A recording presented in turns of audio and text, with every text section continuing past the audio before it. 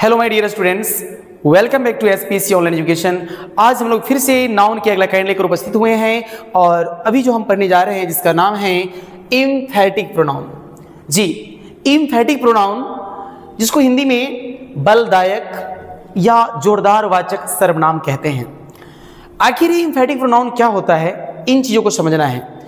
एम्फैटिक pronoun को समझने के लिए आपको प्रीवियस का एक क्लास देखना होगा जिसका नाम है रिफ्लेक्सिव प्रोनाउन, जो मैंने प्रीवियस क्लास में पढ़ाया है। रिफ्लेक्सिव जिसमें सेल्फ या सेल्फ से बनाया जाता है, जो पर्सनल प्रोनाउन से बनते हैं, बिकॉज एक दूसरे से बिल्कुल एक एग्जैक्ट सिस्टम में लगा हुआ है। जैसे कि आपने रिफ्लेक्सिव प्रोनाउन पढ़ा है, तो रिफ्लेक्सिव प्रोनाउन को जानने के लिए मैंने बताया था कि आपको जानना होगा पर्सनल प्रोनाउन, क्योंकि उससे उसका संबंध था। और पर्सनल प्रोनाउन जानने के बाद में आपने जाना है रिफ्लेक्सिव प्रोनाउन। और अभी फिर आप जो जान रहे हो जिसका नाम है एम्फैटिक प्रोनाउन। तो एम्फैटिक प्रोनाउन जानने के लिए आपको जानना होगा कौन सा, रिफ्लेक्सिव प्रोनाउन। तो प्रीवियस क्लास को जरूर देखिए और वहां से फिर आप लोग आराम से समझ जाएंगे। बाय द वे शुरू करते हैं हम लोग डेफिनेशन।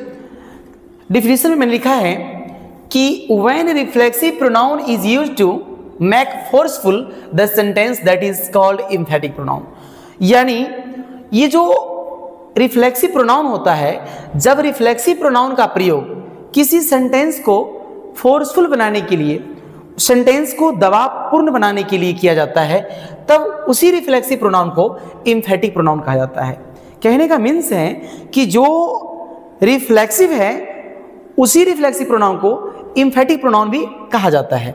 उसके लिए कुछ आप हिंदी भी देख ले, मैंने लिख दिया है कि जब एम्फैटिक प्रोनाउन का प्रयोग सेंटेंस को हम बलदायक बनाने के लिए करते हैं तो उसे एम्फैटिक प्रोनाउन कहा जाता है। बट हाउ, चलिए हम लोग एग्जाम्पल में चलेंगे।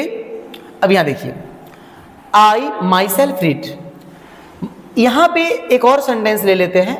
इससे पहले जो रिफ्लेक्सिव था उसमें था I read my self, I read my self. ये यहां जो माई सेल्फ है वो रिफ्लेक्सिव प्रोनाउन है और यहां जो माई सेल्फ है वो एम्फैटिक प्रोनाउन है। बट क्यों? उसका रीजन है कि आप जो देख रहे हो इस आई माई सेल्फ का जो प्रयोग हुआ है वो एक सब्जेक्ट के लिए, इट मीन सब्जेक्ट को फोर्सफुल बनाने के लिए और वर्ब से पहले किया गया है। सब्जेक्ट के ठीक बाद और वर्ब से पहले, ताकि सेंटेंस फोर्सफुल बने। तो जब जिस प्रोनाउन का प्रयोग, जब रिफ्लेक्सिव प्रोनाउन का प्रयोग सेंटेंस को फोर्सफुल बनाने के लिए करते हैं, उसी रिफ्लेक्सिव प्रोनाउन को एम्फैटिक प्रोनाउन कहा जाता है। तो याद रखना है कि जो रिफ्लेक्सिव है वही प्रोनाउन का प्रयोग हम एम्फैटिक की तरह करते हैं। He himself comes, they themselves read, etc। आप नोट पढ़िए, सारा प्रॉब्लम सॉल्व हो जाएगा। इनमें रिफ्लेक्सिव प्रोनाउन को सब्जेक्ट के ठीक बाद और वर्ब के पहले रखा जाता है। अगर कोई रिफ्लेक्सिव प्रोनाउन है तो रिफ्लेक्सिव प्रोनाउन को आप याद रखना कि सब्जेक्ट के ठीक बाद और वर्ब के ठीक पहले।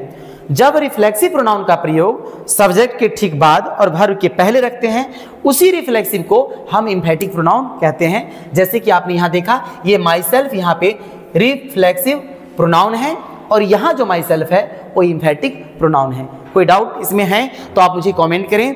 बाय द वे बिल्कुल समझ में आ जाएगा। और अगर आप समझ गए हैं दोनों में डिफरेंस तो हमें कमेंट बॉक्स में जरूर बताएं कि रिफ्लेक्सिव कब होगा और एम्फैटिक कब होगा। इतना आप जरूर लिखें। That's all bye now. Thank you for watching this video. Have a nice day.